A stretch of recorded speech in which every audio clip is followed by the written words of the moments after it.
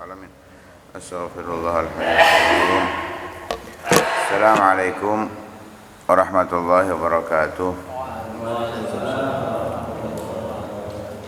Bismillah, alhamdulillah, wassalatu wassalamu ala rasulillah Sayyidina wa maulana Muhammad ibn Abdullah wa ala alihi wa sahbihi wa man walah. Wa la hawla wa la quwata illa billah. Subhanallah, alhamdulillah, wa la ilaha illallah, Allahu akbar. Wa la hawla wa la quwata illa billahil aliyil azim. Adada kulli harfin kutiba aw yuktabu abadal abidina wa dahrad dahirin. Subhanaka la ilma lana illa ma 'allamtana innaka antal alimul hakim. Nawaina ta'alluma wa ta'lima an-naf'a wal intifa' wal mudzakarata wa tadhkir wal ifadata wal istifadah wal hatha 'ala tamassuki bi kitabillahi wa sunnati rasulih wa du'ai ila al-huda wa dilala 'ala al-khair ibtigha'a wajhillahi wa mardatihi wa qurbihi wa thawabihi subhanahu wa ta'ala. Nabi sallallahu alaihi wasallam bersabda,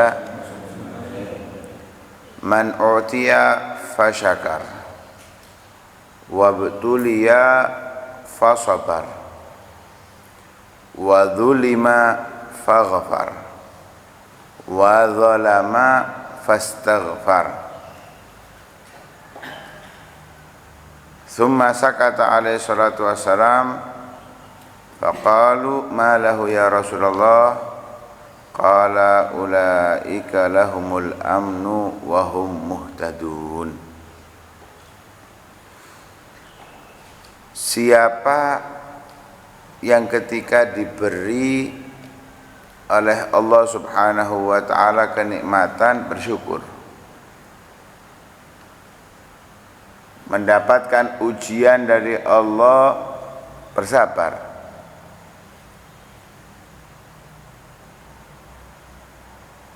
dizalimi seseorang memaafkan, menzalimi orang lain meminta maaf.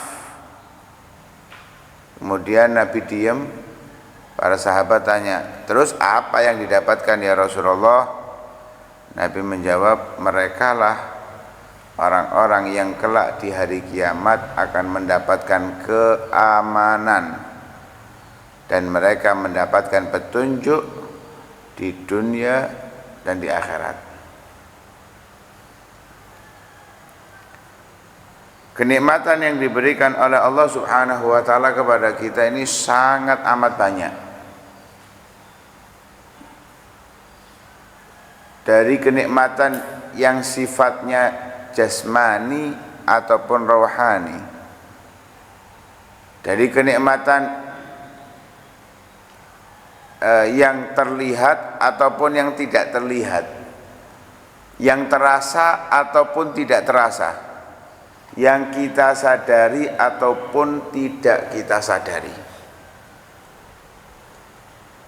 Kita mendapatkan guyuran nikmat dari Allah subhanahu wa ta'ala, dan itu semuanya akan ketahuan ketika hilang sementara dari kita ataupun hilang selamanya dari kita. Kenikmatan yang ada di dalam diri kita atau dari luar diri kita, semuanya itu kalau sudah hilang baru terasa. Nafas, Masya Allah, longgar plong. Kita nggak ngerasa itu nikmat. Terkadang kita ngerasanya biasa aja. Tapi kalau sudah buntu baru kerasa. Sampai dikasih apa itu, inhaler biar plong. Kepala nyaman, nggak ada pusing, nggak ada cekot-cekot. Kita nggak ngerasa itu nikmat. Tapi kalau sudah teng teng teng, ya Allah, baru ngerasa ternyata kalau nggak pusing itu nikmat. Bisa tidur, itu nikmat. Orang bisa tidur itu nikmat dari Allah subhanahu wa ta'ala. Berapa banyak orang nggak bisa tidur kita rasakan. Kadang-kadang kita sudah ngantuk luar biasa, sudah di atas kasur, AC lagi, malah malik dok, bisa tidur. Wis gak iso turu bengi, akhirnya subuh turu enggak. Padahal ngene-ngene. Lho nikmat, bisa tidur itu nikmat. Apa mana ndek khol panas-panas iso turu? Nikmat itu. Enggak semua orang bisa. Tapi ketika kita enggak sadar bahwa itu nikmat, makanya ketika kita bangun tidur apa yang kita dianjurkan oleh Nabi? Alhamdulillah, karena kita sudah mendapatkan nikmat dari Allah Subhanahu wa Ta'ala. Bahkan buang air itu nikmat dari Allah. Bayangkan kalau kita nggak bisa kencing, jangankan 2 hari, sehari aja kita nggak bisa kencing, melembung perut kita, nggak enak semuanya. Itu nikmat, dan itu nggak kita rasakan nikmatnya kecuali setelah hilang. Karena itu kita harus sadar bahwa kita ini selalu dalam kenikmatan dari Allah Subhanahu wa Ta'ala. Kita belum bicara kenikmatan yang di luar ya, harta, jabatan, ataupun apapun itulah kenikmatan yang diberikan oleh Allah Subhanahu wa Ta'ala. Kita harus selalu ingat bahwa oh ini kenikmatan dari Allah, maka saya harus mensyukurinya. Tentu kita sudah tahu mensyukuri kenikmatan itu adalah menjalankan sesuai dengan apa yang diinginkan oleh Allah Subhanahu wa Ta'ala. Secara global Allah itu menginginkan kita untuk menghamba kepadanya, wes itu aja. Adapun terlalu terperinci nggak akan selesai kalau kita membahasnya. Dari kenikmatan mata, tangan, kaki, pikiran, itu tidak akan selesai, kita akan membahasnya. Alhasil pada intinya kenikmatan yang diberikan oleh Allah itu kita disuruh untuk mensyukurinya. Bersyukur kepada Allah itu dengan menjalankan apapun bentuk kenikmatannya untuk ibadah. Wa ma khalaqtul jinna wal insa illa liya'budun.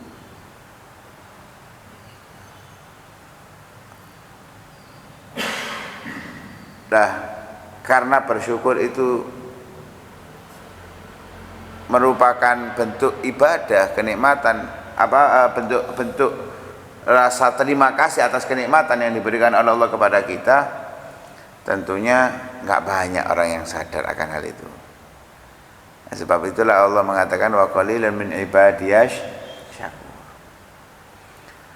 Kemudian orang diberikan oleh Allah Subhanahu wa Ta'ala musibah, sabar.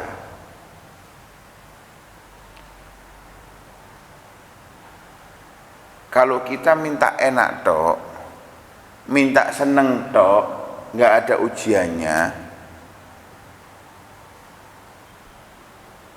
bayangkan kita punya murid gak dikei ujian, kira-kira belajar nggak? Kira-kira dia semangat nggak dalam belajarnya? Apa justru bermalas-malasan? Wong ada ujian aja malas-malasan, apalagi ada bocoran ujian, apalagi nggak ada tinggal kelas, selalu naik, los muridnya.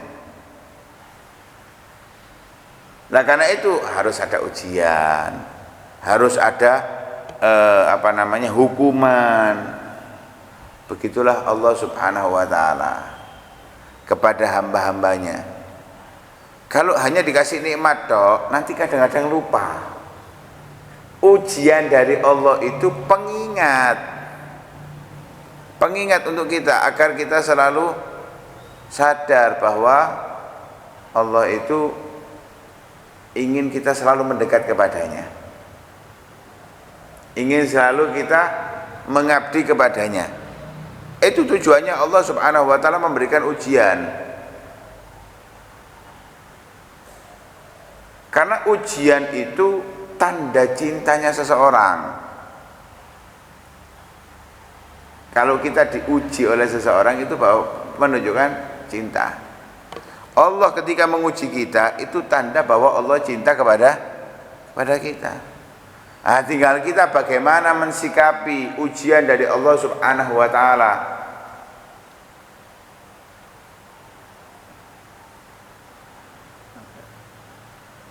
Orang-orang yang bersabar dalam menghadapi ujian dari Allah Subhanahu wa taala, Allah kasih kabar gembira. Allah perintahkan Nabi sallallahu alaihi wasallam memberikan kabar yang menyenangkan untuk orang tersebut. Wa basyiris sabirin alladzina idza asabathum musibatun qalu inna lillahi wa inna ilaihi raji'un. Berilah kabar wahai Muhammad kepada orang-orang yang sabar ketika aku uji. Siapa mereka orang yang sabar? Idza asabathum musibah, kalau mendapatkan musibah dari Allah, ujian dari Allah, qalu, mereka mengatakan inna lillah, kita itu milik Allah, wa inna ilaihi raji'un, dan kita akan kembali kepada Allah. Nah, kalau kita diuji dari Allah, ujian dari Allah, kita lo milik Allah, kenapa kita marah? Kita harus sadar, oh iya sih, ini kan juga milik-miliknya Allah, terserah Allah mau berbuat apa kepada miliknya. Kalau kita punya sesuatu barang, walaupun kita belinya dengan mahal, mau kita lempar, mau kita taruh pelan-pelan, terserah siapa. Orang lain protes, oh jadi uncalno, dong tetekku kok kan ngerti protes loh. Nukokno gak ngatur. Aku tuku-tuku dhewe, duit-duitku dhewe, kon kok ngatur. Allah juga demikian. Kita ini semua milik Allah. Mau dikasih nikmat, mau dikasih ujian, itu terserah pemilik. Karena itu kita harus sadar ketika kita mendapatkan musibah, iya sih milik Allah. Terserah Allah. Jangan protes. Jangan murka, keliru. Bahkan Sayyidina Umar bin Khattab radhiyallahu taala anhu, beliau berkata, ma usibtu bi musibatin illa wa fihi arba'u ni'am. Tidaklah aku saat mendapatkan musibah, ternyata dalam musibah yang aku dapatkan itu ada 4 kenikmatan. Di dalam musibah yang aku dapatkan itu ada 4 kenikmatan. Yang pertama, annaha lam takun fi dini. Ternyata musibah itu bukan dalam urusan agamaku. Bukan aku kehilangan sholat 5 waktu berjamaah. Bukan aku kehilangan kesempatan untuk menuntut ilmu. Musibah yang aku dapatkan sakit, jatuh, itu aja sih. Kehilangan uang, kecelakaan, kehilangan orang yang dicintai, bukan kehilangan ilmu, bukan kehilangan adab, bukan kehilangan zikir kepada Allah Subhanahu wa taala. Nikmat, bukan susah mestinya. Yang kedua, wa anna lam takun akbar minha. Musibahnya enggak lebih parah daripada yang terjadi. Bukan meremehkan musibah ya, bukan meremehkan musibah. Apa yang terjadi kepada saudara-saudara kita yang ada di Sumatera atau Aceh atau Kalimantan atau dimanapun yang mendapatkan musibah dari Allah, itu kan parah ya. Kalau kita lihat parah, tapi Allah bisa membuat lebih parah daripada itu. Allah mampu untuk memberikan musibah yang lebih parah daripada itu, tapi Allah kasih segitu. Itu juga nikmat dari Allah Subhanahu wa taala. Jadi dalam musibah itu juga ada nikmat. Kecelakaan, dawar, atau jatuh ya, sampai pecah kepala misalkan. Loh, Allah bisa memberikan yang lebih parah daripada itu. Kita melihatnya memang parah, Parah itu. Sampai membuat biaya 150 juta. Loh, Allah bisa membuat parah sampai biayanya 500 juta bisa. Sampai 1 miliar bisa. Tapi Allah berikan 1 juta toh habis. Itu juga bentuk kenikmatan. Makanya sudut pandang kita aja yang kita rubah ketika mendapatkan musibah. Sudut pandang kita yang kita rubah untuk menghadapi musibah ini. Bukan berarti kita berharap mendapatkan musibah ya. Ketika mendapatkan musibah kita harus memiliki sudut pandang yang berbeda. Ngikuti apa yang dikatakan oleh Allah Subhanahu wa taala, inna lillahi wa inna ilaihi raji'un, atau bahkan mengikuti apa yang diajarkan Sayyidina Umar. Allah bisa memberikan musibah yang lebih parah, tapi Allah berikan yang ya segitu itu. Yang ketiga, kata beliau, wa annani la uhram ridahu inda nuzuliha. Aku tidak halangi oleh Allah untuk ridho kepada musibah tersebut ketika musibah itu menimpa. Hati-hati kalau dapat musibah kemudian kita murka. Katanya Allah, malam yasbir ala balai, malam yashkur ala na'mai, walam yasbir ala balai, walam yarda bi qadai, falyatlub rabban siwai. Kalau enggak mau syukur atas kenikmatan yang aku berikan, enggak sabar atas musibah yang aku berikan, enggak ridho dengan ketentuanku, ya sudah cari Tuhan lain, jangan nyembah saya, jangan minta kepada saya, jangan sampai murka. Wala taskhat ghadallah rabbil arsyil akbar. Jangan pernah murka atas ketentuan yang diberikan oleh Allah Subhanahu wa taala.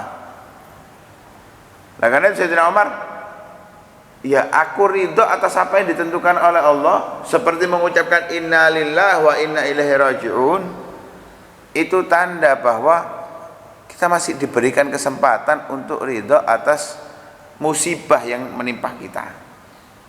Nah, itu nikmat. Kalau kita murka, masalah demi masalah yang ada, bukan tambah baik, justru tambah jauh dari Allah Subhanahu wa ta'ala. Kemudian yang keempat, wa annani arju thawaballahi 'alaiha. Di dalam musibah yang kita dapatkan ada pahala yang disiapkan oleh Allah Subhanahu wa taala. Tentunya bagi orang-orang yang sabar. Orang yang murka enggak mendapatkannya. Wa dzulim wa ghafar. Dizalimi kemudian memaafkan. Sifat Nabi sallallahu alaihi wasallam, wal afina 'anil nas. Nabi itu selalu memaafkan kesalahan orang lain. Ketika kesalahan kepada pribadinya, Nabi itu memaafkan. Apa dalam Maulid tiba itu?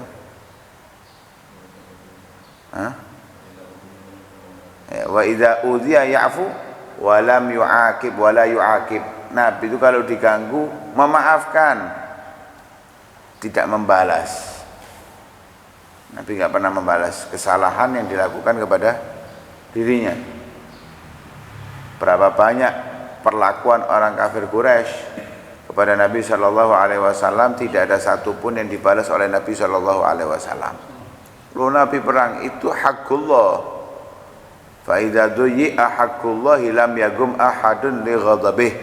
Ketika haknya Allah, agamanya Allah, ajaran Allah yang disalahi, maka tidak ada satupun yang mampu menghentikan kemarahan Nabi Shallallahu Alaihi Wasallam.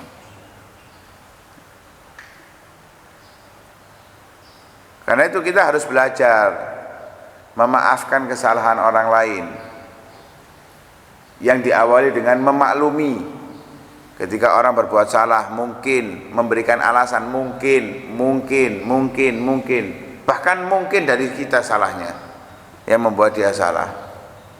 Apalagi kalau itu kerabat kita, apalagi kalau itu saudara kita, apalagi kalau itu tetangga kita, maka kita harus berusaha semaksimal mungkin untuk memaafkan segala kesalahan daripada orang lain, selama itu bukan hakullah yang disalahi. Kalau kita berbuat salah, wajar, manusia itu tempatnya salah. Tapi harus cepat-cepat ketika kita berbuat salah kepada orang lain, minta maaf. Cepat-cepat minta maaf, minta halal sebelum di hari satu sama lain saling menuntut. Sebelum kematian tiba, akhirnya minta maafkan ahli waris. Iya kalau dimaafkan, kalau nggak dimaafkan susah kita. Karena bukan kita yang meminta maaf. Mungkin kalau kita yang meminta maaf dimaafkan, tapi karena ahli waris enak. Cepat-cepat. Kalau kita sudah minta maaf, ternyata dia tidak maafkan, itu urusannya dia. Yang penting kita betul-betul meminta maaf sesuai dengan apa yang diajarkan oleh Nabi Shallallahu Alaihi Wasallam. Lah mereka inilah orang-orang yang ketika diberikan nikmat syukur, ketika mendapatkan musibah ujian dari Allah sabar, kemudian ketika disalahi orang memaafkan, ketika berbuat salah cepat-cepat minta maaf. Maka ulaika lahumul amnu. Mereka yang demikian nanti di hari kiamat menjadi orang-orang yang aman.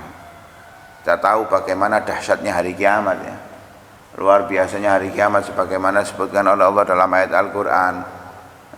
Yauma yakun nasu kal farashil mabthuth wa takunul jibalu kal ihnil manfush. Luar biasa keringat seseorang ada yang sampai mata kakinya, ada yang sampai tumitnya, ada yang sampai betisnya, ada yang sampai pahanya, ada yang sampai perutnya, ada yang sampai tenggelam dengan keringatnya sendiri.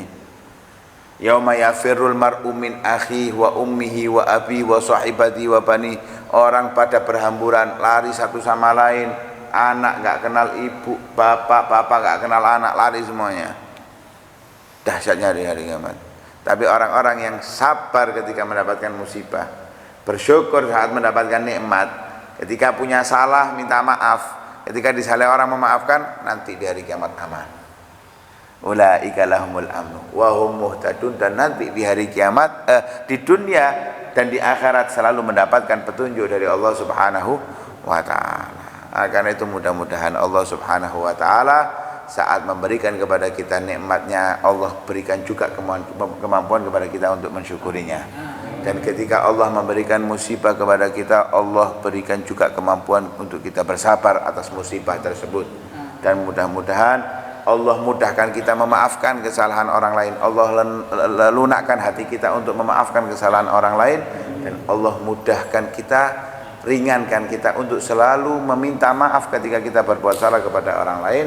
Sehingga Allah berikan keamanan kita di hari kiamat, Allah berikan kita petunjuk di dalam menjalani kehidupan dunia, dan nanti di hari kiamat menuju surganya. Amin ya rabbal alamin. Sallallahu alaihi wasallam Muhammadin wa ala alihi wasallam. Alhamdulillah rabbil alamin. Hadratin Nabi Muhammad al-Fatihah.